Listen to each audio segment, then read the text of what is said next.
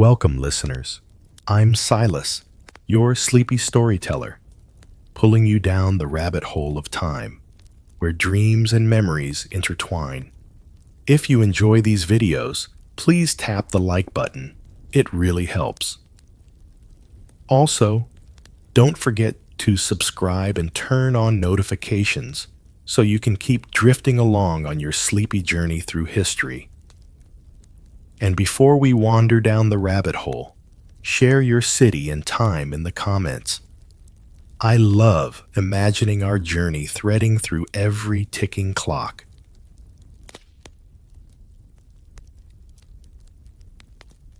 Now, take a moment to find a comfortable resting position. Close your eyes gently, and in your own time, allow yourself to sink into the quiet atmosphere of the past as we begin our slow journey together.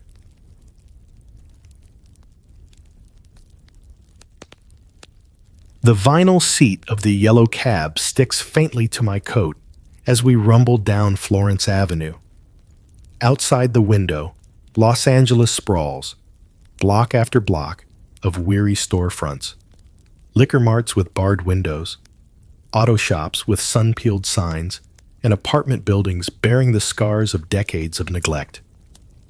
Neon buzzes half dead above doorways, and the street glitters faintly with crushed glass, ground into the asphalt by passing cars. It is May 1st, 1992. The riots are in their third day. Smoke pillars rise on the horizon, fat and black, smearing the sky like strokes of charcoal. The driver grips the wheel tightly, knuckles pale, his eyes flicking from mirror to street, every muscle wound tight. The silence in the cab is not empty. It is heavy, filled by the distant wail of sirens, the crackle of unseen fire, the occasional sharp pop that could be a firecracker or a gunshot. The air seeping through the half-cracked window tastes of ash. Every breath feels rationed. 3 days ago, a jury acquitted 4 LAPD officers of nearly all charges in the brutal beating of Rodney King. The tape had been played again and again, baton after baton rising and falling on a man already on the ground, his body jerking helplessly. To much of America, it was undeniable proof of injustice. But in a Simi Valley courtroom, with a jury of 10 whites, 1 Hispanic, and 1 Asian, far removed from South Central, the officers walked free. The city did not. Traffic slows. 4 cars in front of us sits a white truck. The driver leans forward, his posture tense. At the intersection, men swarm the street like wolves circling prey. Cars stall, trapped. And then it unfolds before my eyes. The driver of that white truck is dragged from his cab. He stumbles, dazed, blinking against the sunlight and the fury around him. Fists fly. Boots slam into his ribs. A tire iron arcs down across his shoulders. He crumples to the asphalt, arms raised, feeble shields against a storm. Then the cinder block. It arcs into the air, catching the light for an instant before crashing down on his skull. The sound, the dull, shattering thud, turns my stomach. The crowd erupts, a roar not of joy, but of release. Centuries of humiliation, decades of abuse, years of anger, all spilling out in one awful cheer. The Colosseum reborn on an American street corner, but from the edges, something else. A handful of neighbors push in, brave, desperate. They haul Denny's battered body from the pavement, drag him toward his truck. His blood streaks the asphalt, but life clings to him still. Even amid savagery, a thread of humanity pulls taut. My driver swears, his voice hoarse, and jerks the cab down a side street. Tires squeal, smoke rises, After a block, he slams the brake, twisting in his seat to face me. This is as far as I go. You want to keep walking? It's on you. I nod. How could I fault him? He is not a lawman, not a soldier, only a man trying to see another dawn in a city burning itself alive. I step out. The cab vanishes in a blink, its taillights swallowed by smoke and dust. And now my walk begins. At Florence and Normandy, the Crucible, the street is no longer a street. It is a wound, raw and open, and I am inside it. My boots crunch glass as I edge forward. A sedan inches too close to the mob. Shouts. A bottle smashes its windshield, spiderwebbing the glass. Fists pound the roof. The driver is yanked out, stumbling. His pleas are lost beneath the roar. They strip him of dignity, leaving him curled and bloodied on the hot pavement. Ow! I duck into a doorway, heart hammering. Each cry from the crowd carries the same ghostly echo, not guilty. The verdict lingers here, like smoke, like poison. This is not random. It is not mindless. It is fury given flesh. I think of Watts, 1965, 27 years earlier. 34 dead, neighborhoods torched, promises of reform made and broken. Tonight feels like déjà vu. History is not repeating itself. It is screaming. Above me, helicopters carve the air. A spotlight flashes across rooftops, then vanishes. The police are gone. They have retreated, their absence as loud as any gunshot. The void is filled by anger, and anger knows no restraint. A woman rushes past me, clutching 2 bulging grocery bags looted from a corner store. Her children trail behind, tiny hands gripping the handles, their faces smeared with ash and sweat. They do not look like thieves. They look like survivors. A liquor store burns across the street, its roof collapsing inward with a crash. Bottles burst inside, popping like fireworks. The smell of alcohol and smoke churns the air, choking me. Men cheer as the flames lick higher. For a moment, the fire is their justice, their revenge, their anthem. I force myself forward, every nerve alive, each step a prayer. Florence and Normandy. This corner is burned into the American memory now, as much as Rodney King's beating itself. The beating of Reginald Denny is not just an attack on one man. It is a grim mirror of the violence so many here have endured, turned outward in fury. This is the spark that lit Los Angeles ablaze. I breathe the acrid air, feel the heat of burning buildings on my skin. A city of millions, and yet this intersection is the crucible where everything cracked. Justice denied has become fury unchained. I turn my gaze eastward. The smoke guides me like a trail. Somewhere beyond, another street calls, Martin Luther King Jr. Boulevard. It feels almost cruel that his name, synonymous with peace, with nonviolent struggle, now anchors a road lined with shattered glass and burning shops. The symbolism is too sharp to ignore, so I step carefully forward, leaving behind the broken glass and blood-stained pavement of Florence and Normandy.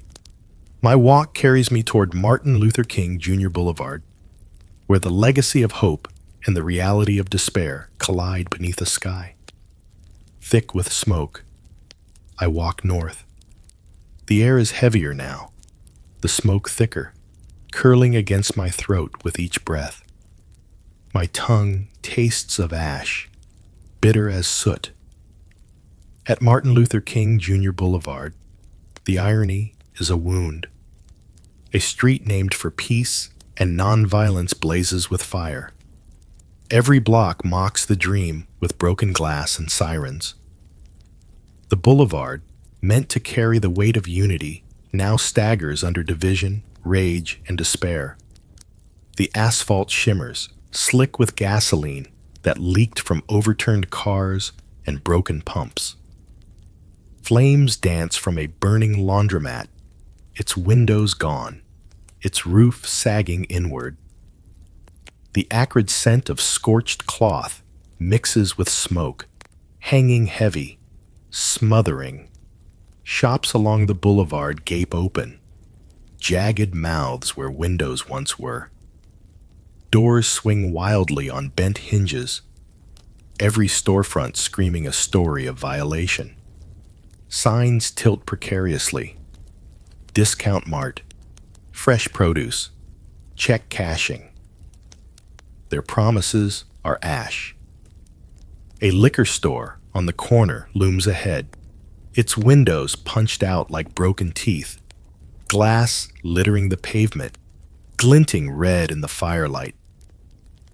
The shelves inside are stripped bare, beer cases smashed, whiskey bottles cracked, their contents pooling into sticky rivers across the tile.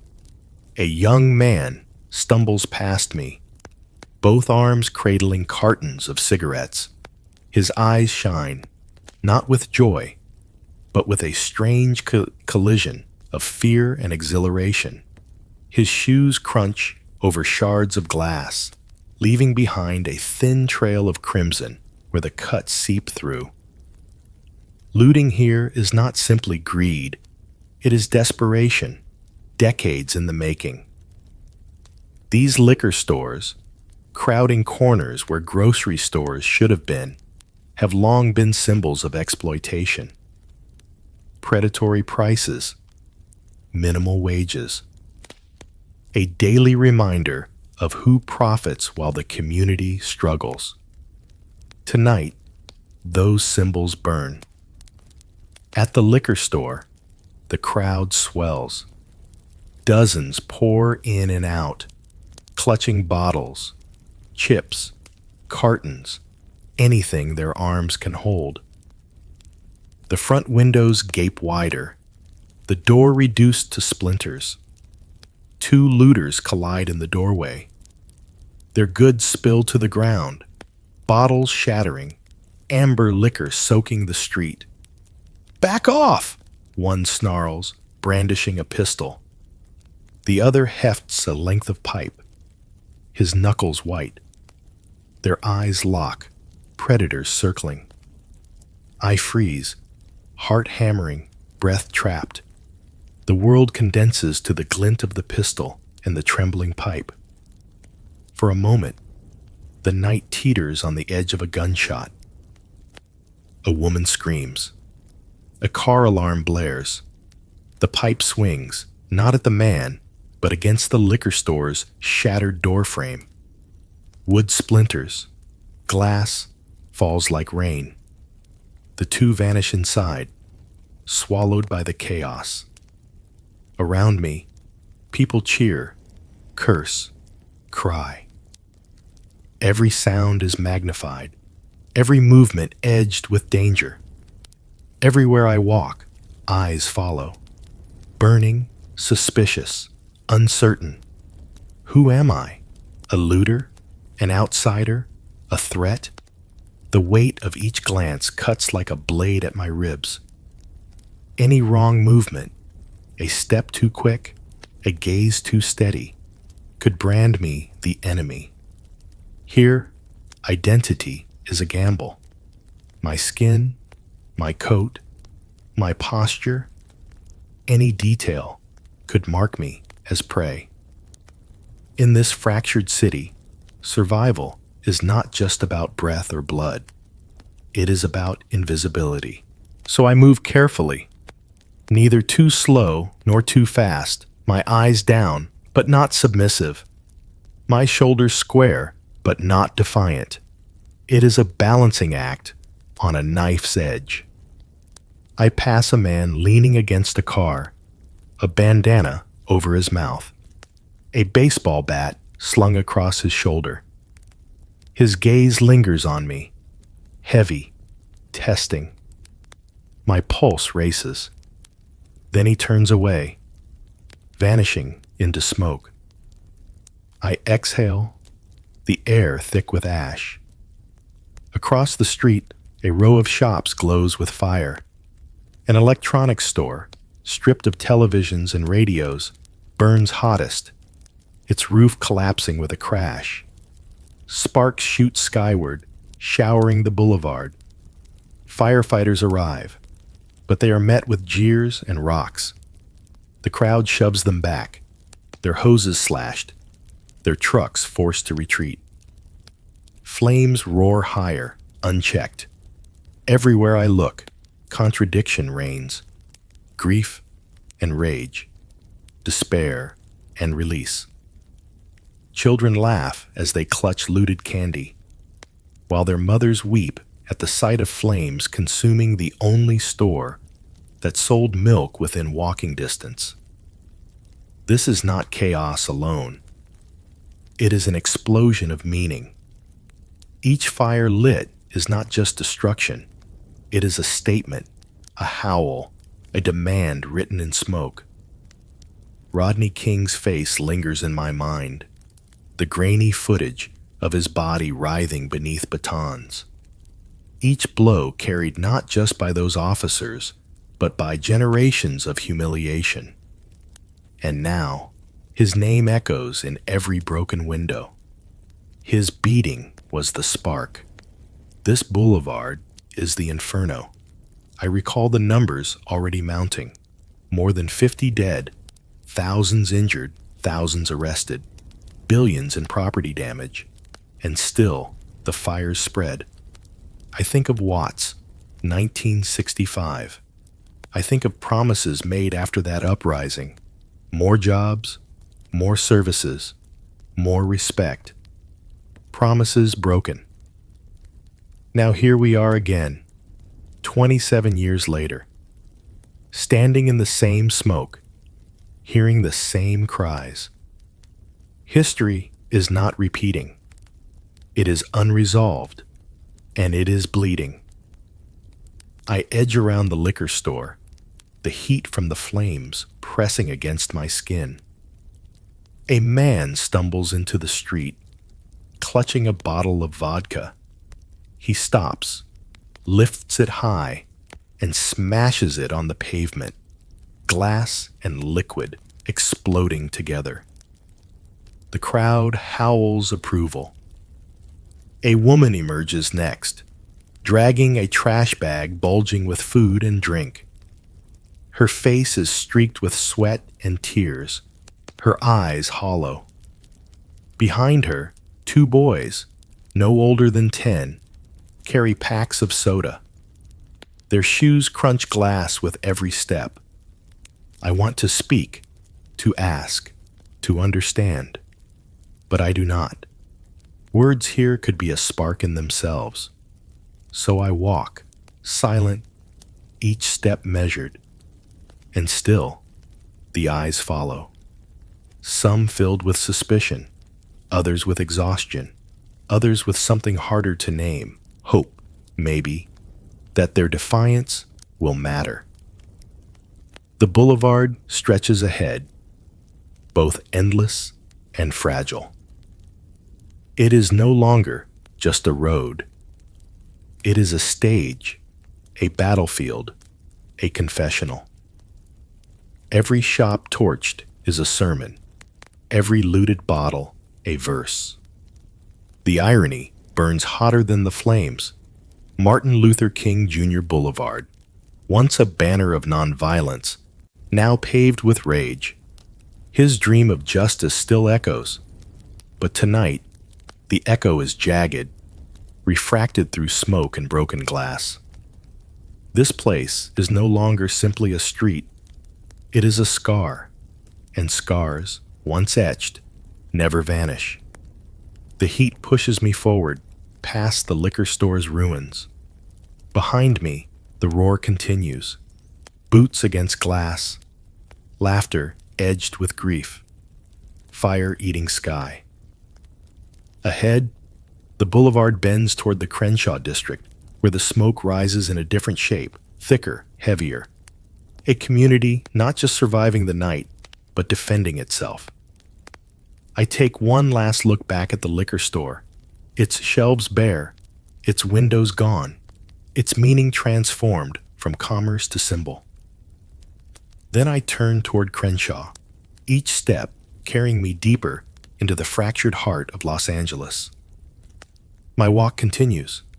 The Crenshaw district is quieter, but no less scarred.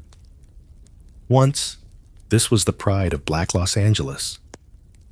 A middle-class haven of tidy lawns, family businesses, and churches that anchored the community. The boulevard had been a showcase of resilience and dignity in the face of systemic neglect. But now, it is a battleground between hope and despair, its streets trembling under the weight of fire and fear. Neighbors stand shoulder to shoulder with garden hoses, water arcing weakly into the night. Fathers and mothers take turns, sweat and smoke streaking their faces. A man in a Lakers cap shouts to his son to hold the nozzle steady while he shields two younger children from the smoke with his jacket. Across the street, looters smash through the barred windows of a pawn shop, dragging out stereos, jewelry, and rifles that gleam in the orange light. The contrast is staggering. On one side, families desperately guarding their homes. On the other, men and women scavenging whatever they can from businesses already gutted by flames. The roar of fire is constant. Whole storefronts belch smoke into the sky, their frames glowing like open furnaces. Charred timbers groan under their own weight, then collapse with a crash that sends sparks and ash raining down like volcanic snow. I yank a handkerchief from my pocket and hold it over my nose and mouth. My eyes sting. My throat rasps. The air smells of scorched rubber, plastic, and pine, an unnatural incense of a city consuming itself. Further on, I find the ruins of a supermarket.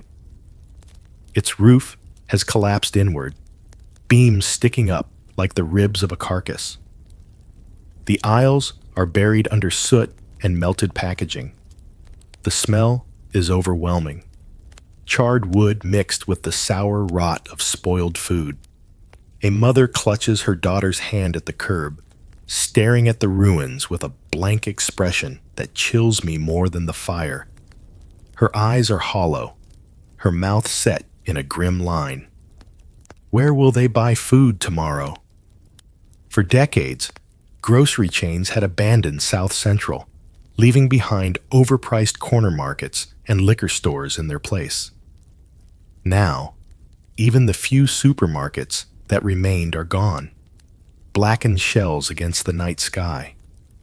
The supermarket was more than a store. It was survival. And survival here has just grown harder. I watch the little girl tug on her mother's sleeve, asking a question I can't hear. The woman doesn't answer. She only pulls the child closer and turns away. A sudden crack slices the air. Instinctively, I drop, my chest slamming against the pavement. My heart races, ears ringing. On the corner, firefighters crouch behind their truck, their axes abandoned, hoses snaking uselessly across the asphalt. Another shot follows, sparking against metal. Shouts ring out. One man waves frantically for the others to retreat. They scatter, leaving the flames unchecked, their courage stymied by bullets. Somewhere above us, unseen in the skeletal windows of a dark building, a sniper watches. The shot had not been aimed at me, but the randomness is its own terror. I press myself flat, palms burning against the hot pavement, and crawl until the echoes fade. My breath is shallow, every nerve thrumming with fear. Here, even those sworn to protect, firefighters, risking their lives, become targets. No one is safe. I rise slowly, brushing ash from my coat. As I walk, I feel eyes burning into me from every shadow. Who is this man walking alone through smoke? A looter? An undercover cop? An outsider here to exploit the moment? Each glance is a question, each stare a judgment. Any wrong movement, too quick, too slow, too bold, too meek, could make me a target. The city itself has become a tribunal, and I am always on trial. A group of young men stand near a smashed electronics store, their arms heavy with radios and speakers. One of them catches my gaze, holds it, and for a heartbeat, I feel the blade of suspicion pressed to my ribs. I look away, measured but not fearful, and keep walking. His laughter follows me, sharp and hollow. Not far from the burned supermarket, another market still stands, though stripped bare. Dozens of people pour in and out. Their arms cradle whatever can be carried. Bags of rice, bottles of water, diapers. The front windows gape wide, jagged teeth of glass catching firelight. At the doorway, two men collide. Groceries spill. Shouts rise. One man whirls with a pistol. The other raises a crowbar. The crowd shrieks, scattering. For a moment, it feels inevitable that the crack of gunfire will join the chorus of flames. But the man with the crowbar smashes it into the doorframe instead, splinters flying. The pistol holder snarls, then vanishes into the chaos. Life continues in the wake of near violence, but the threat of it hangs heavy in the air, and still contradiction reigns. Mothers snatch food to feed their children, while young men laugh as they drag out televisions. Some loot out of hunger, others out of fury, others simply because order has collapsed. Every act is both survival and rebellion. Every flame both destroys and declares. The Crenshaw district was once called the Black Beverly Hills in whispered pride. Its wide streets, lined with tidy homes and modest businesses, had been a showcase of what African American communities could build in a city that rarely gave them space. Jazz clubs once pulsed here, and family-owned diners welcomed patrons every Sunday after church. Tonight, all of that feels like memory pressed thin under smoke. Windows are shattered, roofs collapse, and smoke billows into the sky as if the past itself is burning away. Yet amid the destruction, resilience lingers. Neighbors link arms, guarding certain blocks. Church doors stand open, pastors offering refuge to families displaced. Garden hoses hiss weakly against flames, small streams against infernos. The community refuses to disappear, even as the city seems determined to erase it. I pause at the burned supermarket, staring into its hollowed frame. The mother and her child are gone now, but their silence remains. This place, this neighborhood, was already fragile before the first match was struck. Years of disinvestment, redlining, and neglect had stripped it bare. Jobs disappeared, grocery stores fled, and the police came not as protectors, but as an occupying force. When the verdict was read 3 days ago, not guilty, it was more than an acquittal. It was confirmation of what many here already believed, that their lives mattered less, their pain invisible, their voices silenced. And so, when the streets erupted, it was not simply for Rodney King. It was for Watts in 1965.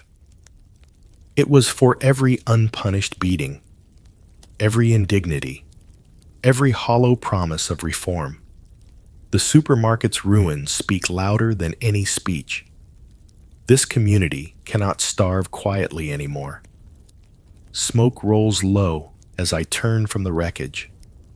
My throat burns, my eyes water, but I walk on.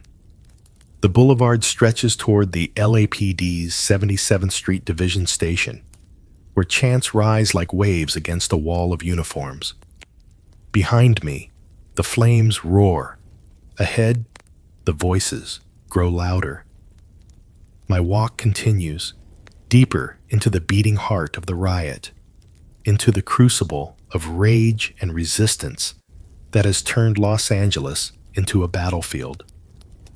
The 77th Street Division of the LAPD looms like a fortress under siege.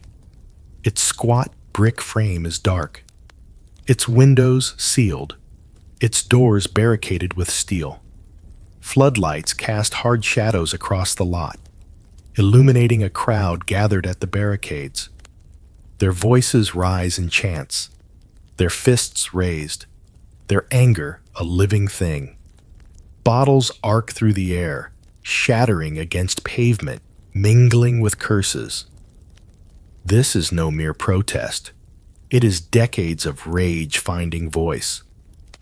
To many here, the LAPD is not protection, but occupation.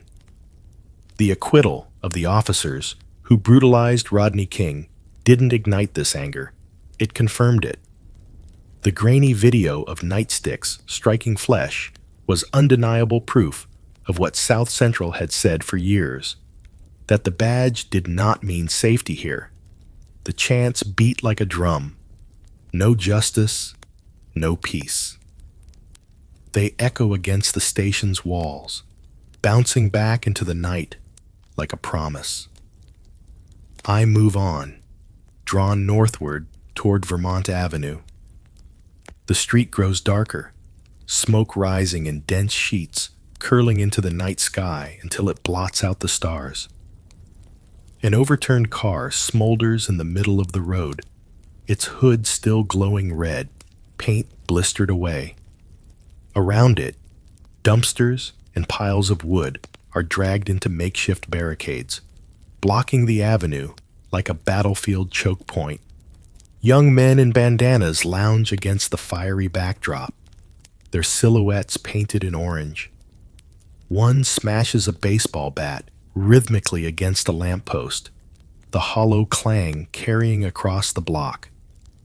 Another twirls a crowbar lazily, his eyes scanning every passerby with sharp suspicion. As I approach, their heads turn. I feel their eyes rake over me, weighing, measuring. Am I looter, stranger, cop? Each label carries a sentence. Their suspicion is a blade pressed lightly against my ribs, and I feel my breath catch. I lower my head, keeping my steps even, steady, careful. Every nerve screams to hurry, but haste would betray fear, and fear would mark me as prey. I slip into the shadows of a narrow alley, the smell of urine and smoke pressing close. The barricade fades behind me, its glow still licking at the walls. The destruction along Vermont Avenue is total. Fires leap from block to block, as if the street itself is fuel. Grocery stores, pharmacies, laundromats, reduced to skeletal frames that spit sparks into the smoke-choked air. It is midday, yet the sky is dark as twilight. Ash swirls like snow coating the ground in gray dust. The hum of helicopters is constant, the beating of their blades low and menacing. Ahead, a lone fire truck fights desperately against a blaze consuming a furniture store. Water arcs, sizzling as it strikes collapsing timbers. But the firefighters move with hesitation, their bodies pressed close to the engine. Then the crack, sharp, metallic, final. A shot echoes down the street. The firefighters duck instantly, abandoning their hoses. Another crack follows, sparks leaping off the engine's steel. They retreat, pulling one another by the sleeves, their courage choked off by unseen bullets. Somewhere above, in a building gutted by fire, a sniper lies hidden. The flames roar louder, unchecked now. The fire is king here, its dominion spread block by block, while those sworn to fight it crouch behind steel and pray to make it home alive. Further west, I enter Koreatown, and the riot takes on a different shape. Here, there is no police presence, no firefighters rushing in, only smoke, broken glass, and the sharp silhouette of rifles against a burning sky. Korean shopkeepers, abandoned by the state, have taken to their rooftops. Their outlines are stark. Men in work clothes, women in aprons, even teenagers gripping shotguns too big for their frames. They are the rooftop Koreans, a phrase that history will etch into the lore of this riot. On one roof, I watch as a shopkeeper raises his rifle and fires into the air. The crack scatters a group of would-be looters who had been edging closer, their hands clutching bats and bricks. They retreat, melting back into the shadows. But then, return fire from below. A bullet punches through a store window, glass spraying outward. Another shopkeeper crouches low, shouting in Korean, his voice taut with fear.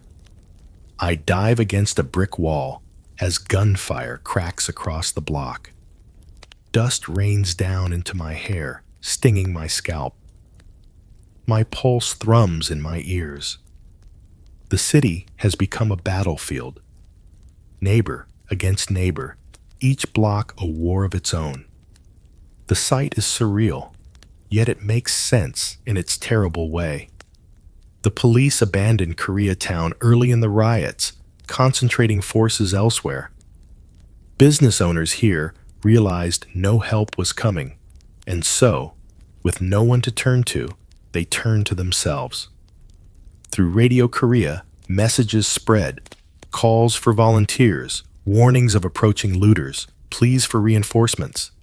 Families gathered rifles, pistols, anything they had, and climbed to the roofs of their stores. They did not come to kill, but to ward off. Warning shots cracked into the sky. Shouts echoed down the streets. They were not warriors by choice, but necessity. The tensions that underpin this vigilante defense were older still. The fatal shooting of Latasha Harlins in 1991, a black teenager killed by a Korean store owner in a dispute over a bottle of orange juice, had deepened mistrust between the black and Korean communities. That wound was still raw when the King verdict dropped. Now, those old grievances had erupted into fire. Moving carefully, I pass more barricades. Furniture dragged into the streets, shopping carts turned on their sides, glass crunching underfoot. Every corner is a negotiation, every step a gamble. The smoke carries the smell of gasoline now, sharp and acrid. I turn a corner and see another shop ablaze, its windows belching flame. On the roof, 3 shopkeepers crouch with rifles, their faces tight, their bodies silhouetted against the inferno behind them.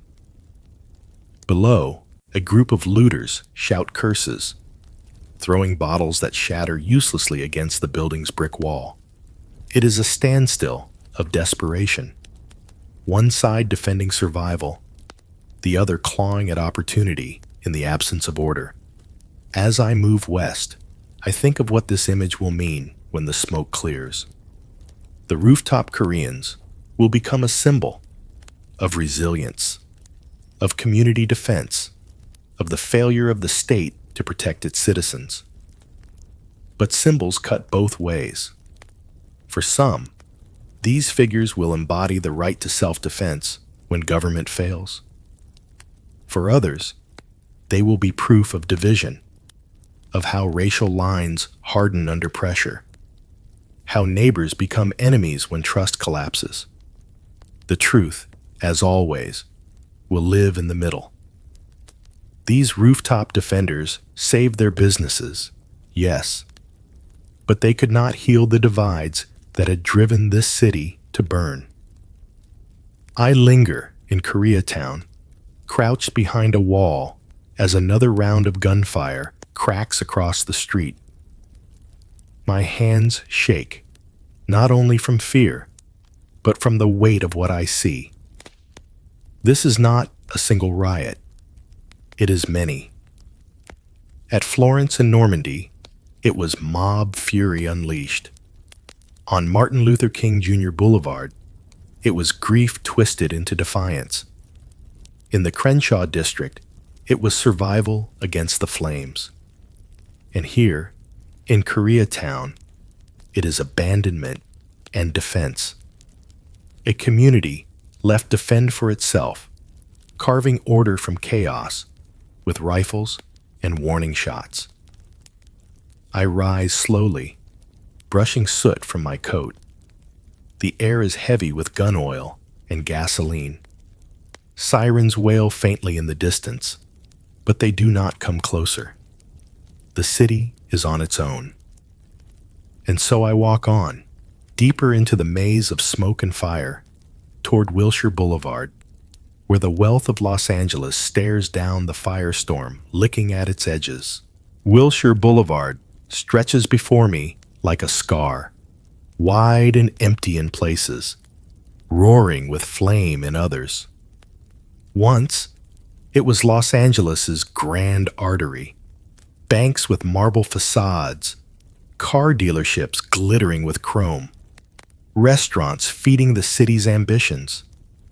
Tonight, it is a graveyard of glass and fire. Entire blocks glow orange, skeletal frames clawing at the smoky sky. The air stinks of gasoline, scorched rubber, and the faint metallic tang of ash. The silence here is heavier than the noise I've left behind. Sirens still echo faintly in the distance. Helicopters still thrum overhead. But here, block after block, there is only the eerie groan of collapsing roofs and the hiss of flames devouring steel. I step onto a deserted block. Storefronts gape open. Merchandise strewn across the sidewalk, as if the earth itself had shaken them loose. Televisions lie cracked in the gutter, shoes scattered without pairs, racks of clothing still on their hangers, smoke rising from their charred edges. And yet, no police, no flashing lights, no steady authority to remind the city that someone is in charge. The absence is louder than the gunfire I've already heard. It presses into me like a weight. Los Angeles feels abandoned by its guardians, left to negotiate its own survival. People move cautiously through these empty blocks, scavenging quietly, eyes darting as if expecting justice to suddenly appear. But it doesn't. The guardians of law have retreated. In their place, rumor, adrenaline, and desperation rule. Turning a corner, I nearly stumble over a man sprawled on the sidewalk. His shirt is soaked with blood, dark and sticky, glistening faintly under the glow of fire. His breath rattles shallow, each gasp a struggle against the weight pressing down on his chest.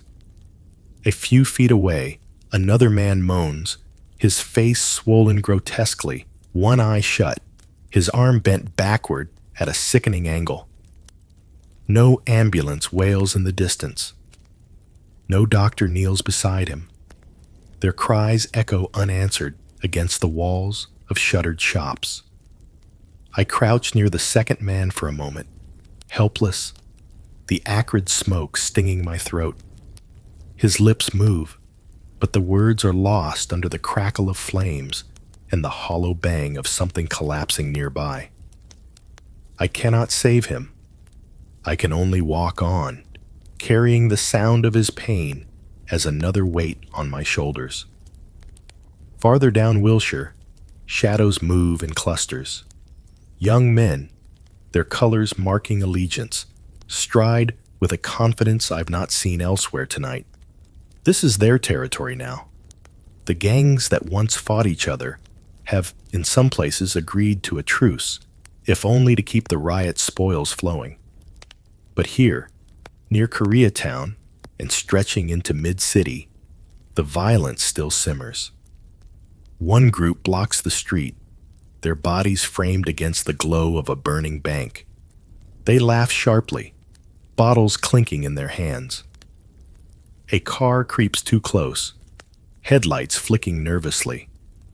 In an instant, the windows are smashed, the driver dragged from the seat. He is beaten, stripped of his wallet, left gasping on the asphalt. The gang members disappear as quickly as they appeared, vanishing into alleys with their spoils. The context of this chaos is written in decades of neglect.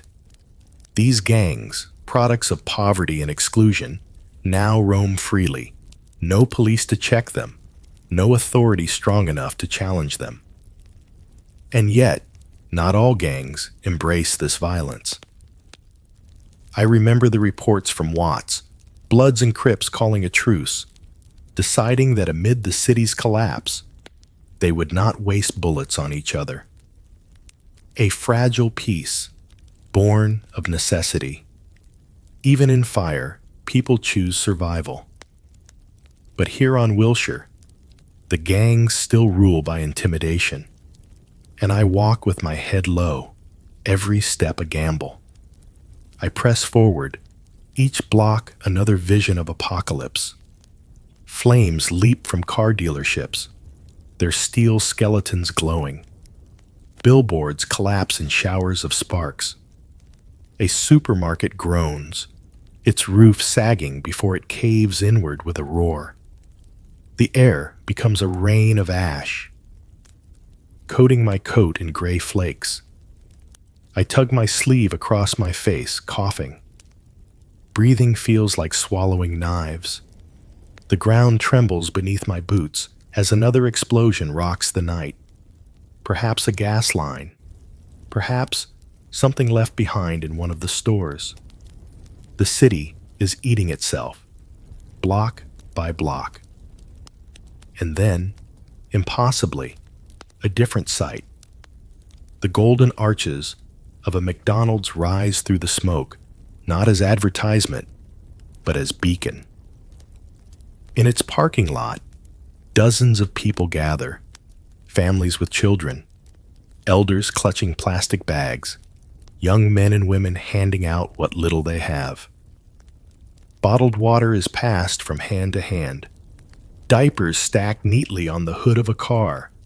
Canned beans, boxes of cereal, jars of peanut butter, all offered freely. Here, compassion breathes. I stand at the edge, watching. A woman, with ash in her hair, kneels beside an old man, pressing a bottle of water into his hands. Two teenagers carry boxes from the restaurant, sweat beading their faces, determination in their eyes. A group sits in a circle, heads bowed in prayer, their voices soft but steady against the riot's thunder. The contrast is staggering. Just blocks away, men with rifles stand guard on rooftops. Flames reduce entire businesses to ruin. And here, in the shadow of a fast food restaurant, strangers become family, giving, sharing, surviving. It is fragile, yes, but it is proof that humanity persists even when the city fails. As I linger, the irony strikes me. Just hours ago, I saw men smashed with bottles and fists at Florence and Normandy. Violence broadcast across the nation. I walked the streets where police had vanished, where firefighters fled sniper fire, where gangs claimed territory with blood and fear. And yet, here, in the very heart of destruction, I see people organize themselves into something different. The absence of law created a vacuum, yes, but not only for violence. It also created space for compassion, for resilience. Still, the balance is razor thin. A shout cuts across the lot. Heads turn, tense. A car backfires in the distance, and for a moment, everyone freezes, bracing for another wave of violence. But the moment passes, and the quiet rhythm of distribution resumes. I realize this parking lot is as much a battlefield as the streets of Koreatown. Not of bullets, but of will. Here, people fight not to destroy, but to preserve what little hope the city still allows them. As I prepare to move on, I take one last look. The golden arches shimmer faintly through the smoke, transformed into something more than a logo. For tonight, they are a symbol of endurance. Ordinary people filling the void left by retreating authority. The riots have revealed the city's fractures, race against race, neighbor against neighbor, citizen against state. But here, under neon and smoke, I see the other truth, that even when flames consume the city, hands still reach out, still give, still hold. I turn west, the boulevard stretching ahead like a gauntlet of smoke and shadow. Ahead waits downtown, the Los Angeles Times building, Parker Center, the symbolic heart of this crisis. But before I reach them, I carry with me the sight of this parking lot, this fragile gathering. Proof that, amid ruin, humanity refuses to die. Downtown Los Angeles rises through the smoke like a wounded giant. Where the freeways converge, where glass towers meet concrete courtyards, the air is thick with haze. Flames still flicker from the outer districts, painting the skyline with an orange bruise. The yellow cab has long vanished into safer streets. My boots strike the broken pavement as I follow Wilshire eastward into the city's core. The destruction of South Central feels raw, intimate, like blood on the ground. But here, in the downtown heart, the violence takes on a different weight, symbolic, institutional, pointed at the very organs of power. At Vermont Avenue, the sound comes first, a low, grinding growl. The ground vibrates beneath me. From the haze emerge armored vehicles, hulking silhouettes with steel sides and mounted rifles. Their treads crush glass beneath them, the shards shrieking faintly as they're ground to powder. Inside, young faces stare out from behind helmets. Guardsmen, boys, some barely out of high school, sit stiff-backed, rifles gripped tightly across their laps. Their eyes dart, scanning rooftops, alleys, shadows. Fear is etched into their expressions, but so is duty. The vehicles rumble like an occupying army, their engines drowning out the distant screams. And in truth, that's what they are. Not invaders from another land, but soldiers deployed onto their own streets. Their mission is not to repel a foreign enemy, but to restrain neighbors, friends, countrymen. It chills me to the bone. A city at war with itself. Further east, the Los Angeles Times building comes into view. Its pale stone facade is streaked with soot, its windows glowing with frantic light. Inside, reporters hunch over keyboards, the clatter of typewriters rising like gunfire. Headlines roll off presses, words bleeding ink as fast as the city bleeds flame. The journalists strain to capture the scale of it all, but no words can match the sights outside. Mothers dragging children through smoke, looters clashing in alleys, snipers driving back firefighters, buildings collapsing into embers. On the street below, armored vehicles idle. Soldiers guard the entrance, their rifles glinting under streetlights. The press, that great mirror of democracy, is itself barricaded behind guns and sandbags. I pause on the sidewalk, peering through the glass. Inside, men and women shout over telephones, shuffle papers, argue with editors. They are desperate to tell the story. But how do you capture a city devouring itself? How do you fit despair, rage, and broken trust into a headline? A copy boy rushes to the window, tacks up the fresh front page for passers-by. The bold, black type screams, "City burns." It feels inadequate, almost small compared to the reality outside. And yet, that single phrase will carry the weight of tonight across the nation. I leave the Times behind and push deeper into downtown. The streets are littered with shattered glass and twisted metal. Sirens echo closer now, joined by the whine of helicopters circling like carrion birds.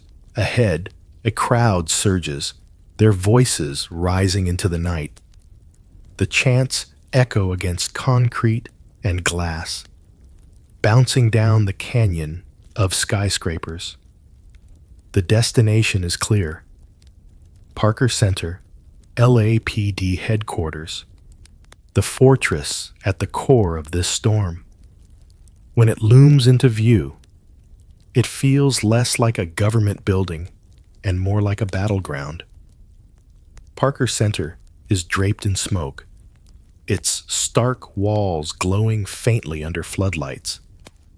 The plaza in front seethes with bodies, protesters waving signs, raising fists, shouting until their throats break.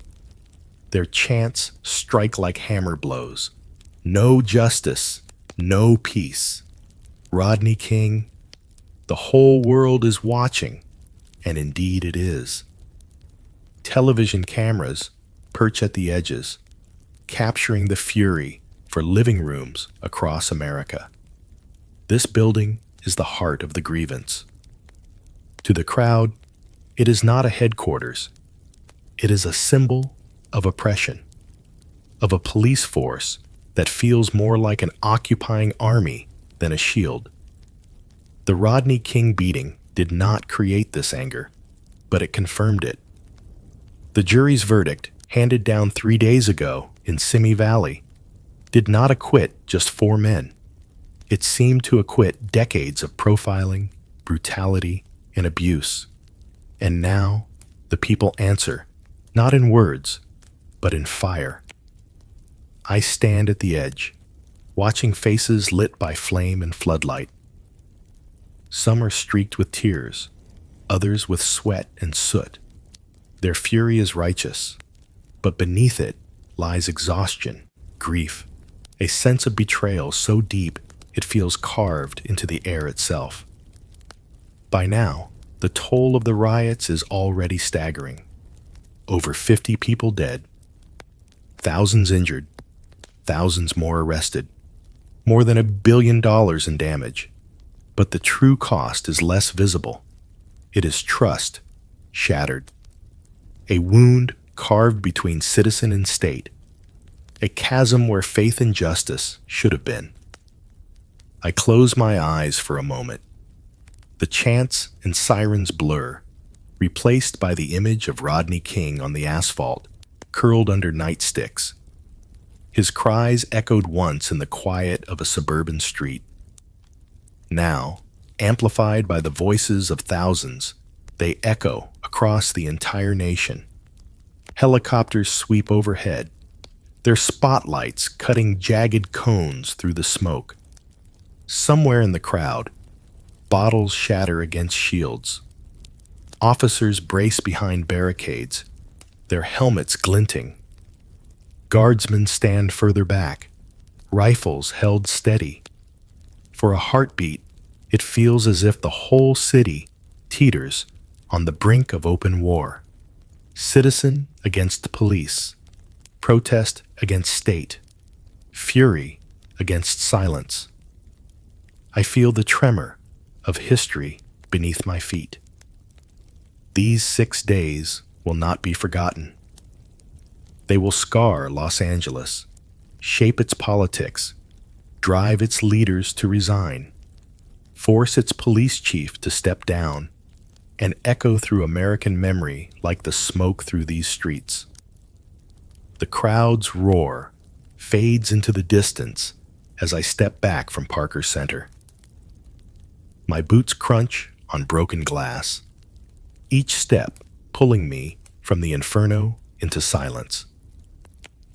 More than 50 lives lost, entire neighborhoods gutted, $1 billion in fire and theft. But those numbers cannot measure the deeper toll, the invisible wound of trust between community and authority. Rodney King once pleaded on live television, "Can we all get along?"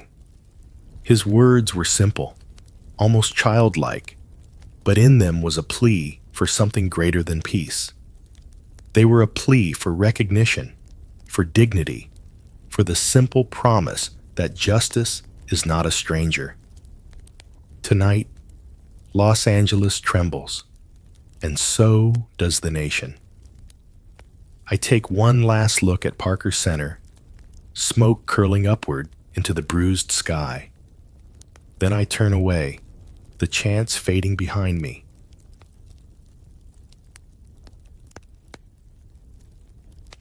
Rest easy, friends. The rabbit hole of time holds many more slow steps. Until we meet again, Silas is signing off.